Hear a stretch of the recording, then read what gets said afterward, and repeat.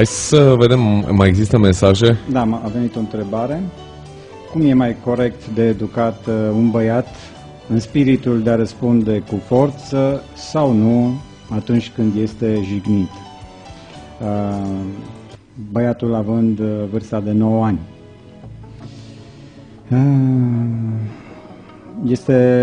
Este o vârstă fragedă. La vârsta asta copiii se jignesc, se bat și o fac destul de frecvent. Eu recomand, în general, sunt un pacifist. Nu recomand violența nici măcar la vârsta asta. De aceea nu aș recomanda să se răspundă cu forță. Dacă ulterior poate să nască anumite traume ascunse, nădăjduiesc, nu? Se poate, dar oricum, de obicei, dacă se răspunde în general cu forță, sau, de fapt, forța naște forță, violența naște violență și așa mai departe. Orice conflict este escaladat dacă se răspunde cu forță.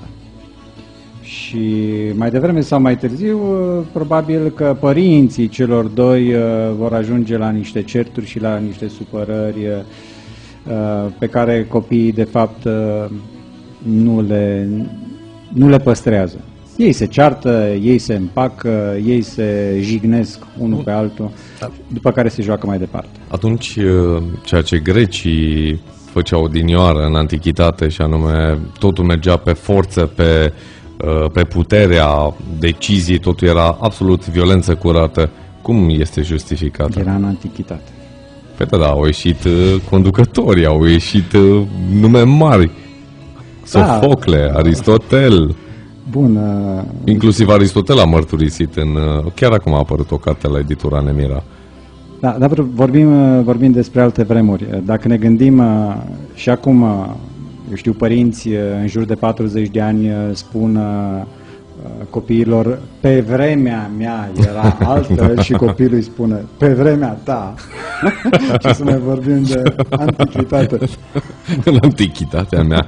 Bun, dar există și o lozincă românească bună, chiar excepțională, când vine vorba de bătaie, că bătaia ar fi ruptă din rai. Bătaia, adică... Nanau. Nanau. Nu sunt. Zice colegul nostru Alin. Și mai e una unde dă, mai și crește. Nu. Deci nu se mai poartă violența. Nu mai e modelul, nu? Nu, absolut deloc. Și atunci care e modelul? Uite, într-adevăr, o problemă ridicată de ascultătorul nostru.